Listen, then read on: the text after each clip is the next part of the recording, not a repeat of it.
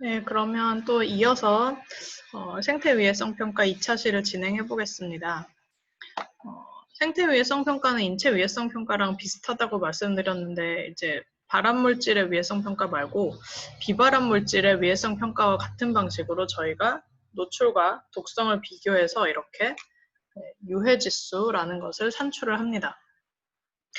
이 유해 지수는 환경 중 노출 농도, 그 다음에 그 환경에 살고 있는 생태계의 생물 종의 독성 자료에 근거해서 위해성을 정량화하는 방식입니다. 인체 위해성 평가랑 완전히 개념은 똑같고요. 여기 보이시는 예측 무영향 농도 있죠. 중간고사 기간에 공부하신 분들 기억나실 텐데 이제 독성 자료를 종합해서 안전한 용량을 결정하는 것. 인체 위해성 평가에서는 여기에 RFD나 ADI 같은 게 들어갔습니다.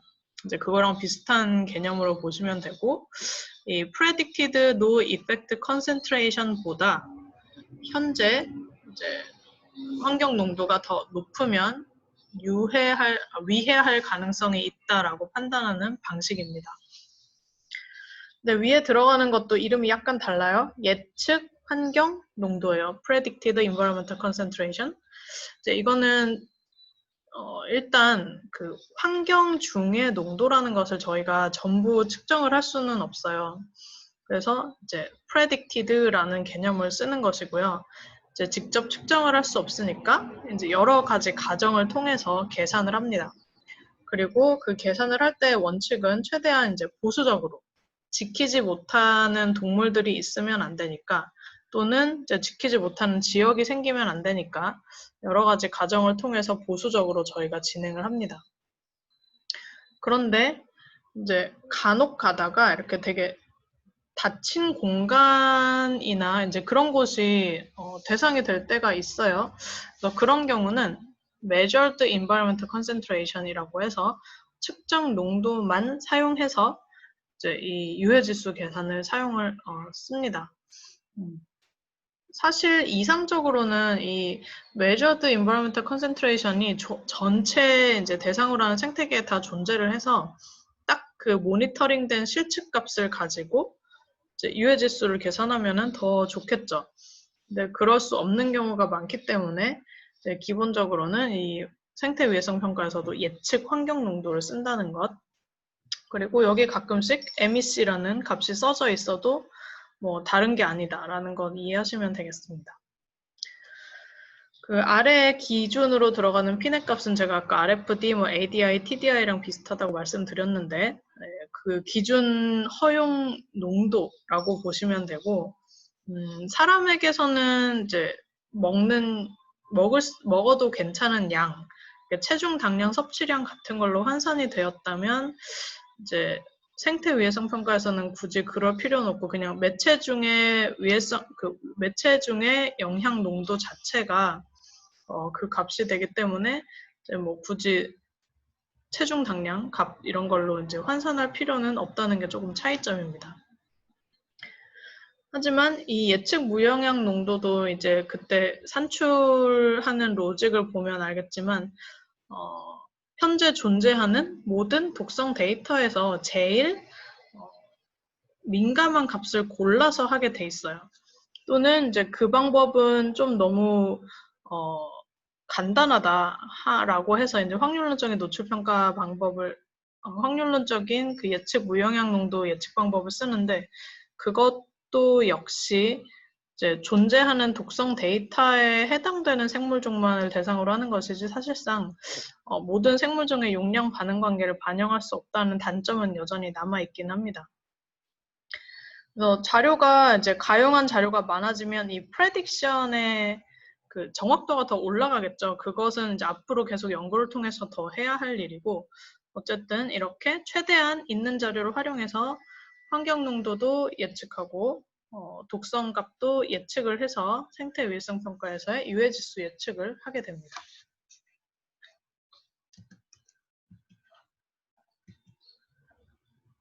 네, 다음으로 넘어가 보면 노출 평가 이제 하나씩 해볼게요. 다시 위쪽이 예측 환경 농도니까 노출에 대한 것이고 아래쪽이 예측 무영향 농도니까 독성에 대한 것이겠죠.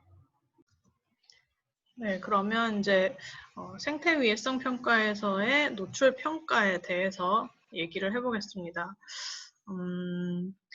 일단 이 페이지는 PEC를 어떻게 산출하는지에 대한 일반적인 방법을 보여드리는 것이고요.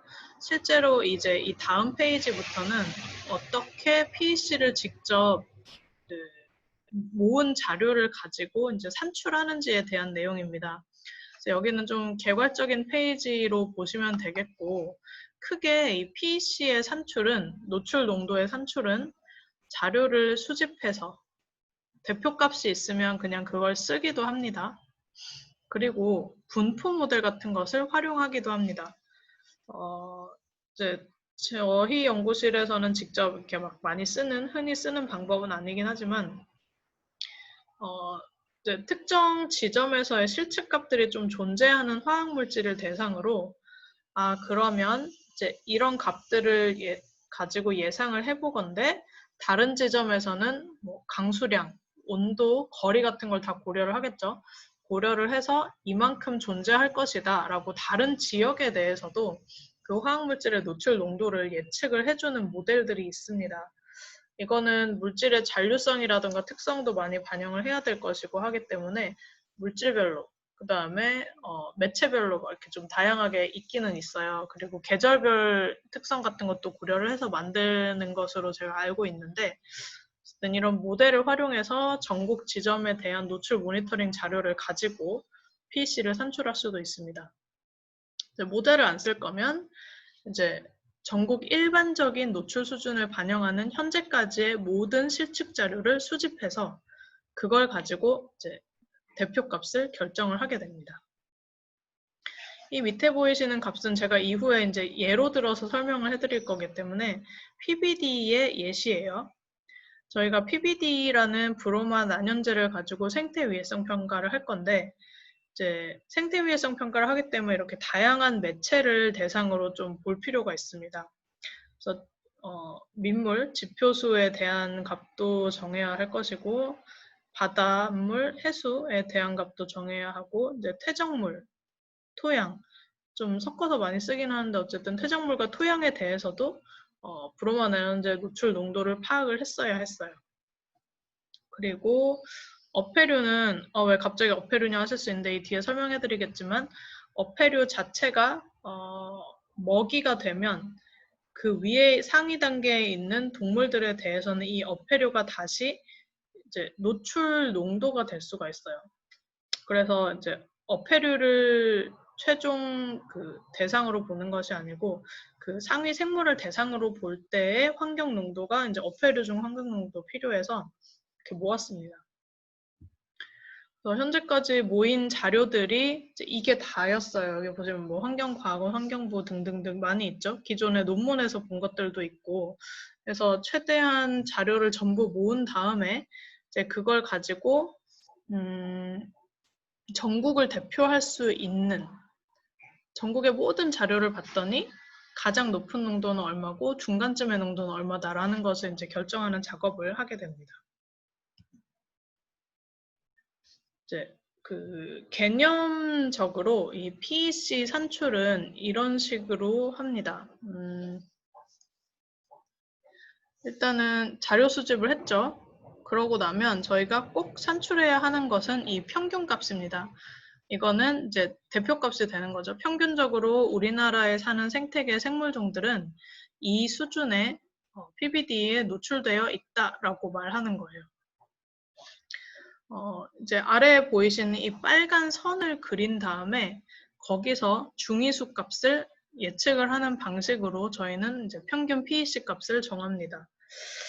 평균 값을 할 수도 있어요. 여기는 지금 제가 중앙값이라고 말씀드렸는데 중앙값은 가장 낮은 값부터 높은 값까지 1등에서 100등까지라고 퍼센타일로 만들어 두고 네, 여기 보시면 0에서 100까지로 되어 있죠. 실제로 지점이 뭐 200개던 300개던 10개던 그거를 이 분율화해서 0에서 100등까지로 만드는 거예요. 그 만든 것의 가장 중간에 있는 점 이제 그것이 중앙값 50%의 값이 됩니다. 평균값을 하면 이렇게 줄 세울 필요 없이 그냥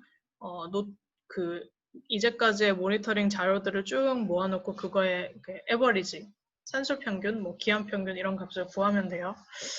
그런데 이제 많은 부분 환경 중의 화학물질 농도라는 것이 가끔 많이 오염된 지역에 있어서 높게 나타날 수는 있겠지만 대부분 그냥 조금씩 여러 곳에 아주 저농도로 노출되어 있는 경우가 대부분입니다. 그래서 이제 노출 농도만 가지고 이렇게 지점별로 쭉 나열을 해보면 이런 식으로 이제 저농도로 노출되는 지점들이 엄청나게 많고 고농도로 가는 이렇게 오염된 지역엔 아주 조금밖에 없어요. 이런 상태에서 저희가 그냥 단순 산술 평균을 구하면 가끔씩 보이는 그 고오염 지역의 영향이 너무 커서 전체적으로 굉장히 많이 노출되는 것처럼 보이게 됩니다. 이제 그거는 좀 확률적으로나 통계적으로나 옳지 않은 대표값인 것 같고 이렇게 줄을 세워서 일단 중앙값을 정하되 그러면 고오염 지역엔 어떻게 예측하느냐? 이제 그런 것은 상위 95%라는 값을 통해서 그런 고오염 지역을 최대한 반영할 수 있도록 하는 것이 좋은 것 같습니다. 그래서 이게 환경적 노출 농도의 데이터셋이라는 게 보통은 그런 식으로 분포를 하기 때문에 이제 아주 단순한 산술 평균 값을 쓰지 않는다는 점도 알고 계시면 좋을 것 같아요. 그래서 저희가 이런 방식을 통하는 것이고요. 이제 여기서 정해진 것이 중앙값인데 이 중앙값도 사실은 그 분포가 있을 수 있어요. 결국은 통계적으로 예측한 값이기 때문에 이 중앙값에서 다시 이것도 개념적인 거긴 한데 분포를 그립니다. 그래서 퍼센타일 값이 존재할 수 있겠죠. 예를 들면은 이런 식으로 낮은 농도의 95%의 신뢰 구간이 여기서 이제 그려질 수 있고 높은 농도의 95% 신뢰 구간이 이런 식으로 그려질 수 있는데 그 중에 이제 95% 신뢰 구간을 벗어나지 않으면서 중앙값에서 최대한 더 높은 값. 그러니까 중앙값은 평균적인 대표값이지만 이거보다 조금 더 평균값이긴 한데 많이 오염될 가능성을 고려한 PEC를 하나 더 고를 수가 있어요. 그래서 이제 이게 95%일 값이라고 할 때 얘긴데 이제 개념적으로 중앙값의 95%일 값을 높은 95%일 값을 보수적인 PEC로 저희가 결정을 해볼 수가 있습니다. 이거는 조금 옵셔널한 것이기는 한데 평균을 구하되 좀 불안하면 이제 보수적인 평균 PEC도 구할 수 있다라는 것 정도로 이해를 해 두시면 좋을 것 같아요. 이제 중앙값 구했고 똑같은 그래프인데 이제 여기쯤이 50%일이었다면 여기에 95%일도 존재를 하겠죠. 이거는 이제 고오염 지역을 반영하는 것입니다. 그래서 상위 95%일에 해당하는 이제 PEC를 여기서 결정을 할 수 있어요. 그래서 지금 결정된 값을 보면 이렇게 20 정도가 평균 PEC가 되고 평균적인 노출인데 조금 더 많이 오염될 가능성을 고려하면 25 정도가 이제 평균 PEC가 되고요. 보수적 평균 PEC. 그리고 이쯤에서 이제 30 몇쯤에서 95%일에 해당하는 고노출에 해당하는 PEC가 되겠습니다. 이렇게 세 가지 정도를 산출을 해서 저희가 대표값을 그래도 다양하게 보는 것이 좋은 것 같고 좀 극단적인 경우에는 이 맥스 값을 PEC max라고 해서 설정을 해서 볼 수도 있어요. 근데 이거는 수집된 자료에서 최대값이기 때문에 좀 참고할 필요가 있기는 한데 그래도 이게 이제 대표성을 가지고 있다고 하기에는 어렵기 때문에 전국 일반 상황을 대표하는 PEC는 아니어서 그냥 이제 참조로만 보는 경우가 많은 것 같습니다.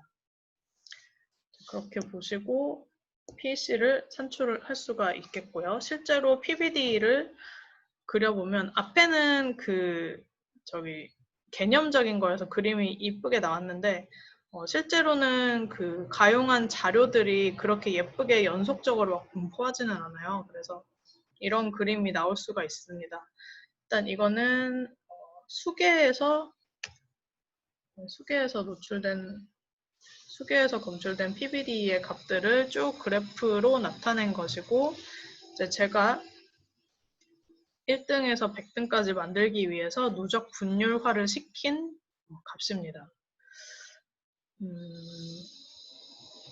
이거는 cumulative frequency라고 이제 구글 같은 데서 치시면 cumulative하게 그 기존의 값을 어떻게 1등부터 100등까지 환산할 수 있는지 좀 이렇게 잘 설명한 유튜브 같은 것들이 있어요. 그래서 좀 궁금하신 분들은 그걸 보시면 되고, 간단하게 말씀을 드리면 이제 낮게 노출된 0.0000에 해당하는 값들의 지점수, 데이터 수, 또 그 다음 데이터 있죠. 0.0001, 0.0002부터 0.01까지 막 이렇게 이 안에 있을 텐데, 이것들의 사이트 수를 적어서 그 전체 사이트 수 대비 몇 퍼센트에 해당하는지를 넣고 이제 수기로 누적 분율화를 시키는 방식입니다. 이렇게 해서 쭉쭉쭉쭉 쌓아서 갔을 때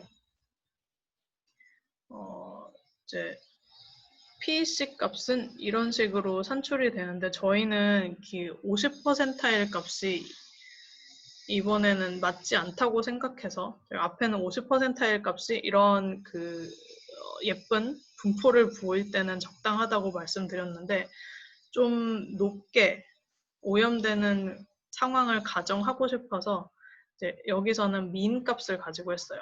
그냥 이제 산술 평균을 가지고 하면 제가 말씀드린 대로 높게 노출되는 양이 엄청나게 많이 반영이 된 PEC가 됩니다.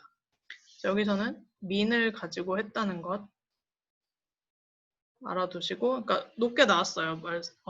원래 50%일 쯤으로 하면 네, 이렇게 되겠죠. 그래서 한 0.035 정도의 값이 나왔을 것 같은데, 여기서는 저희가 자료가 너무 적어서 좀 고오염 지역을 가정하고 싶은 마음도 있고 해서 이제 그것도 물론 비교를 했지만 당연히 낮으니까 하지 않고 민 값을 활용을 했습니다. 이게 이제 보수적인 민값, 이게 그냥 민값이에요. 그래서 이 검출된 값들의 민값을 보니까 0.065였어요. 그리고 이 0.065의 95% 신뢰 구간 중에 높은 값을 보니까 이제 0.079였어요. 그래서 이 두 값이 지금 민 PEC 값이 된 거죠. 민 95% UCL이라고 한 게 이제 보수적 PEC인데 여기서 정해진 거죠. 그리고 이제 95%에 해당하는 거는 이쯤에 있을 거예요. 95등에. 여기는 중위수, 여기는 민, 그다음에 여기가 95%의 값이 됩니다. 그래서 이에 해당하는 PEC 값이 이제 이쯤으로 0.174 정도로 정해졌어요. 이런 식으로 산출을 해서 이제 대표값 설정했었고, 토양도 마찬가지의 접근을 취합니다. 이제 어떤 물질의 경우에는 토양은 자료가 많아서 나는 중위수를 쓸 거고, 이거는 민을 쓸 거, 워터에서는 자료가 좀 적으니까 민을 쓸 거고, 이런 식으로 전략을 정할 수도 있는데요. 소일은 사실 민으로 하나 중위수로 하나 크게 차이가 안 났던 것 같아요. 어쨌든 여기서 똑같이 저희가 민을 사용해서 이렇게 결정을 했습니다. 그리고 95%일은 역시 고오염 지역을 가정을 해서 이쯤으로 정했죠. 퇴적물에 대해서도 하고, 가능하면 회수에서 대해서도 하고, 쭉쭉쭉 있는 매체에 대해서는 다 이런 식으로 PEC를 산출을 할 수가 있습니다. 그래서 이렇게 요약을 해서 적게 되고요.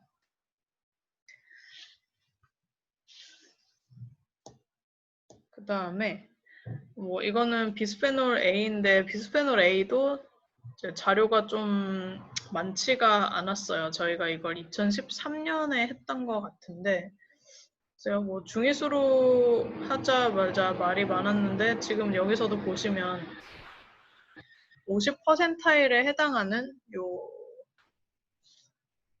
아래쪽의 값이 굉장히 적어요. 대부분이 이제 아래쪽에 많이 위치하고 고오염 지역이 일부 있는 상태여서 50%의 값을 가지고 하면 너무 많은 부분을 간과하겠다라는 생각이 들어서 통계적으로는 좀 무리일 수 있는데 이제 민 값을 사용을 했습니다. 토양도 보시면 이제 통계적으로 50%일에 해당하는 값이 글쎄요, 이런 식으로 이제 그래프가 예측이 될 텐데 이 상태에서 이 값으로 정한다 한들 실제로 실측된 값들은 여기에 대부분이 모여 있죠. 그래서 이 통계적인 중위수를 판단을 가져와서 쓸 수는 있는데 그게 그렇게 현실을 반영하는 것 같지는 않다라는 생각이 들어서 역시 여기서도 민을 사용했습니다. 근데 이거는 그 앞에 PBD도 그렇고 이것도 그렇고 그 당시에 저희가 그 PEC를 산출할 때 measured concentration만 가지고 했기 때문에 좀 가능한 접근법이기는 합니다. 어쨌든 MEC를 사용하던 그냥 뭐 모델 값을 사용해서 PEC를 구하던 어쨌든 이제 중위수를 할지 민을 할지는 자료의 분포나 화학물질의 분포에 따라서 이렇게 할 수가 있고요. 여기도 뭐 앞에랑 크게 다르지 않은 접근법으로 민 구하고 민의 95%의 UCL을 봐서 어퍼 컨피던스 리밋을 정해서 보수적 MEC로 정하고 또 95%의 값을 이제 고농도 지역, 고오염 지역으로 이제 판정을 했습니다. 소일에서도 마찬가지고 뭐 퇴적물도 따로 하고 해수도 따로 했습니다. 그래서 이렇게 매체별로 일단은 노출되는 농도를 PEC 값이라는 것으로 산출을 하고 PEC 값은 결국 현재까지 모은 자료의 대표값이기 때문에 이런 식으로 대표값을 산출을 한다라는 걸 여기까지 보여드렸습니다.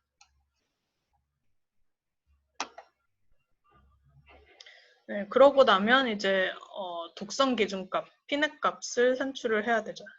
그래서 predicted no effect concentration 중간고사 때 답으로 대부분 잘 써주셨어요. 잘 써주셨는데 이제 그때 필요한 자료는 이제 그 숙제도 하셨지만 이렇게 뭐 매체별로 분류를 하고 거기에 살고 있는 종별로 또 분류를 해서 각 종의 시험 정보를 쓰고 관찰점이 뭔지도 써서 독성 값을 단위 통일해서 기록을 한다. 이걸 종합을 해서 우리가 가장 민감한 값을 고르는 데 쓴다. 그리고 데이터계 분석을 해서 안전계수를 곱해서 피넷 값을 산출한다. 이런 식으로 설명을 드렸습니다. 복습 차원에서 말씀을 드렸고요. 네, 피넷 값 산출할 때 이 데이터계 분석이 꼭 필요하다고 했죠. 그래서 동물 수준별로 급성 있나, 뭐 몇 개 있나, 만성 있나, 몇 개 있나 이런 식으로 구분을 해서 잘 데이터계 분석도 해주셨어요. 이럴 때 이제 데이터계 분석을 했는데 0이다. 그 독성 데이터의 수가 그러면 이제 그걸 1로 만들면 안전계수를 10을 낮출 수가 있습니다.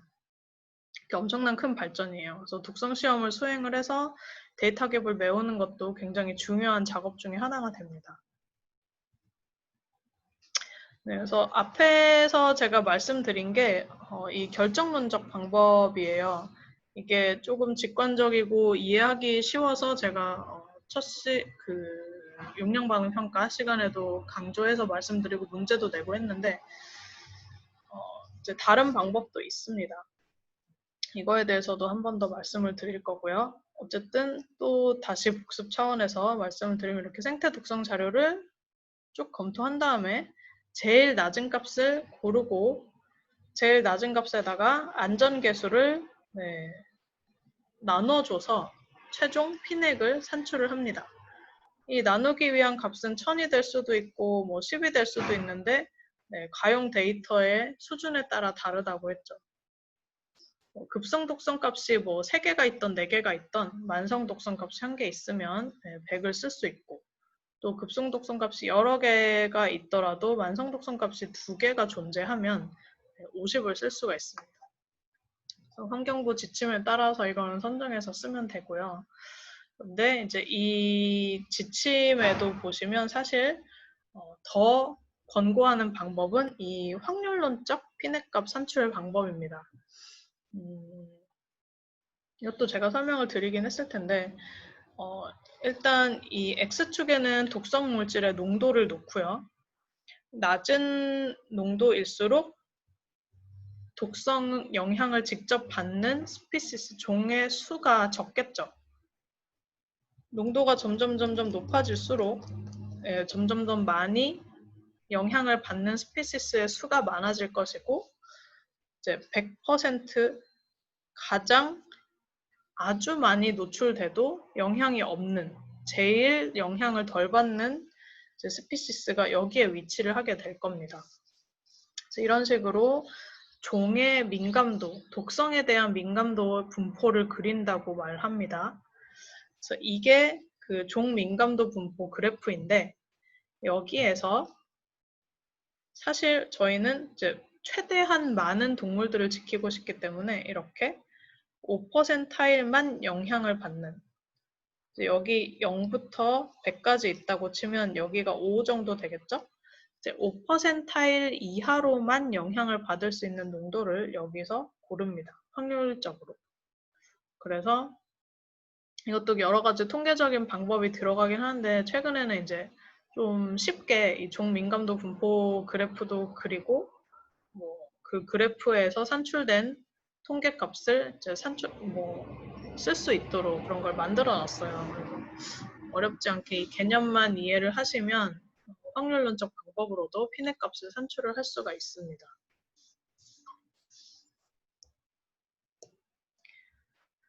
근데 네, 이제 확률론적 방법 어떤 식으로 산출될 건지 말씀을 드릴 건데, 우선은 이 방법은 여기에 보이듯이 조건이 있긴 있어요.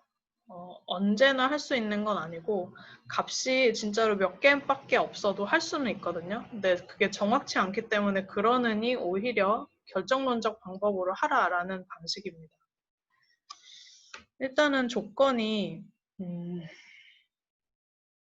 이걸 만족을 해야 SSD 그 종 민감도 분포를 활용한 피넷 값을 산출할 수 있어요. 일단은 분류군이 8개 이상이 되어야 하고, 이거는 이제 속 정도를 뜻합니다.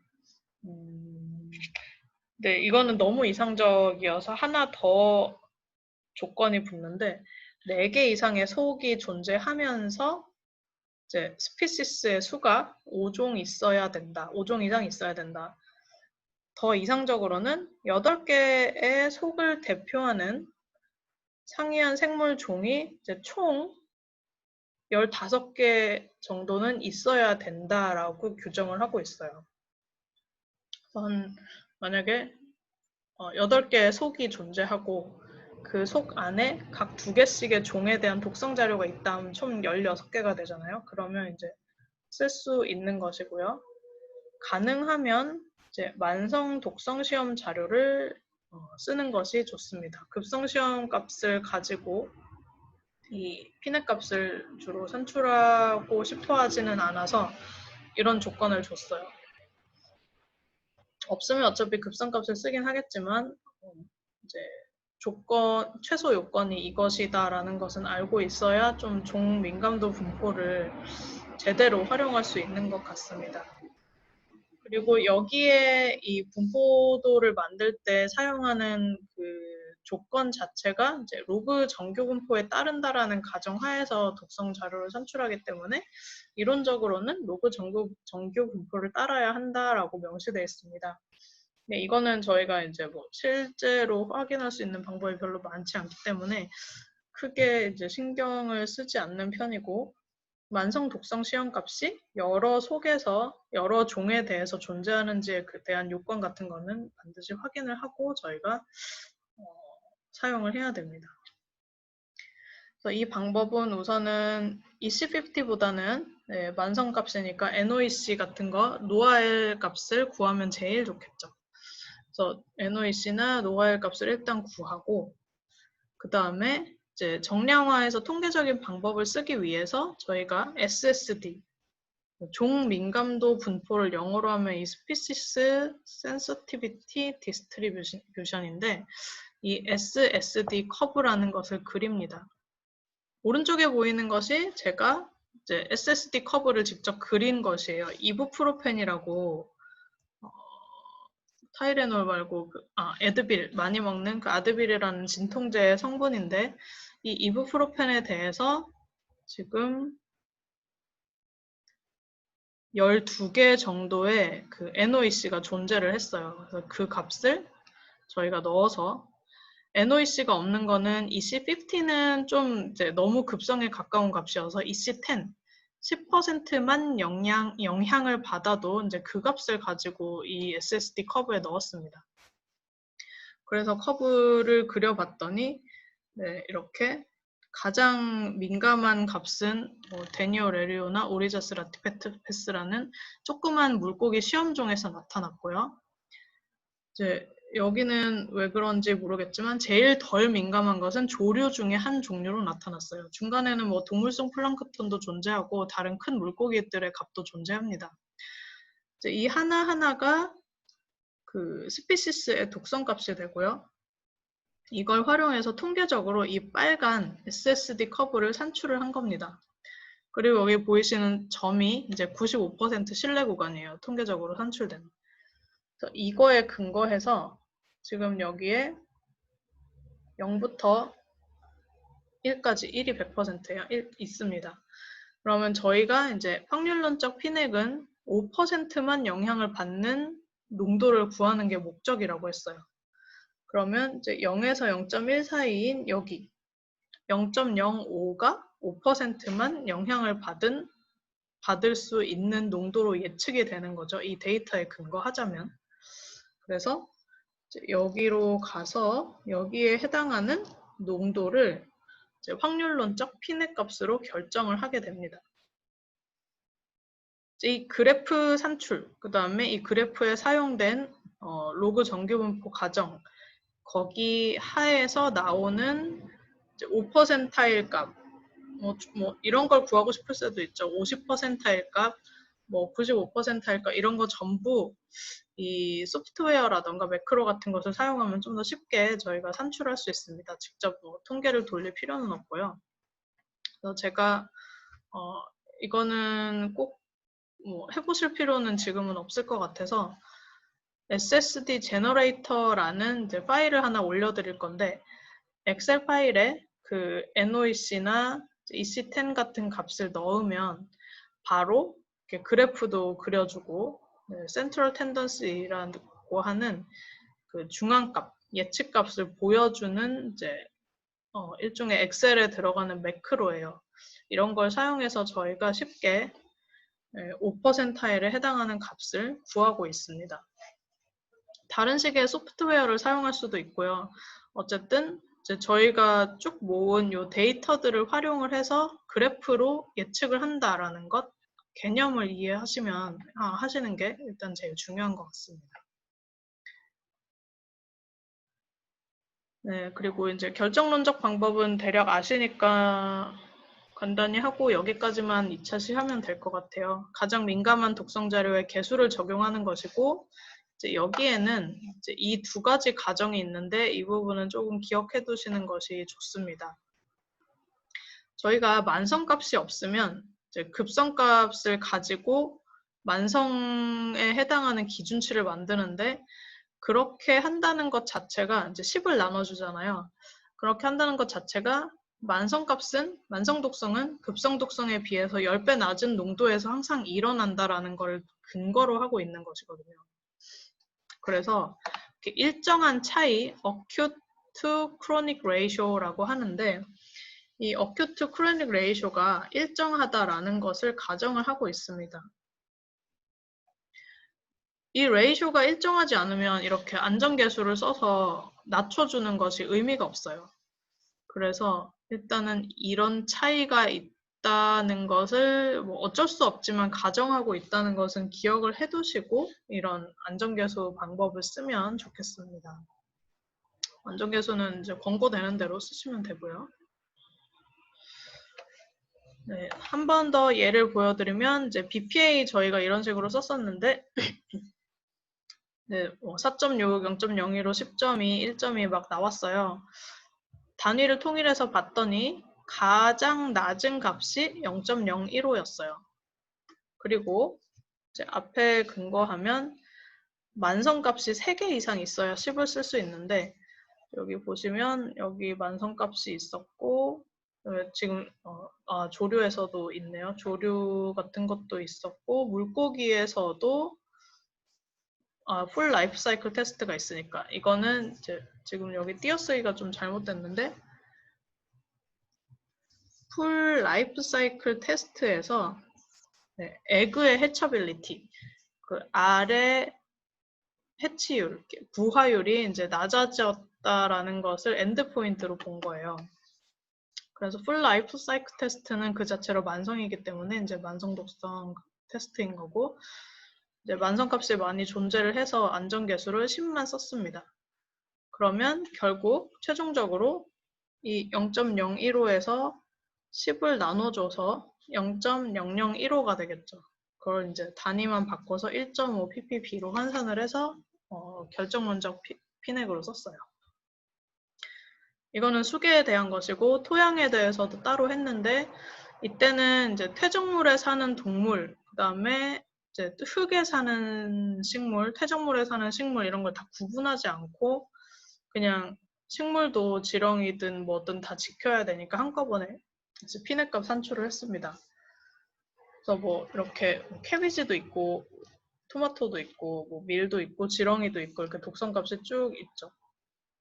100, 500 쭉 이렇게 보니까 가장 낮은 BPA 농도가 20이었어요. 이 20은 단위가 지금 통일이 안 됐기 때문에 좀 조심을 해야 되는데 지렁이 같은 경우는 그냥 그 흙 자체에 얼마나 들어있는지 킬로그램 중량 단위로 환산을 한 것이어서 이대로 읽으면 되고요. 이거는 드라이 웨이트여서 그 나중에 흙을 채취를 해서 이제 농도를 재잖아요. 근데 그걸 건조 중량으로 한 거예요.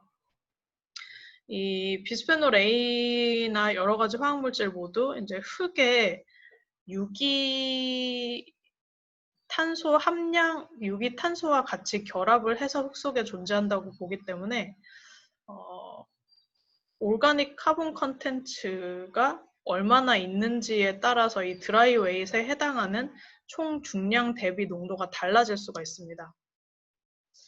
지금 여기 드라이 웨이트로 전부 환산된 것은 당시에 이 옥수수면 옥수수를 키운 흙의 유기탄소 함량, 토마토면 토마토를 키운 흙의 이제 유기탄소 함량, 비율 이런 것들이 있어야 다시 저희가 이 단위랑 통일해서 볼 수가 있어요.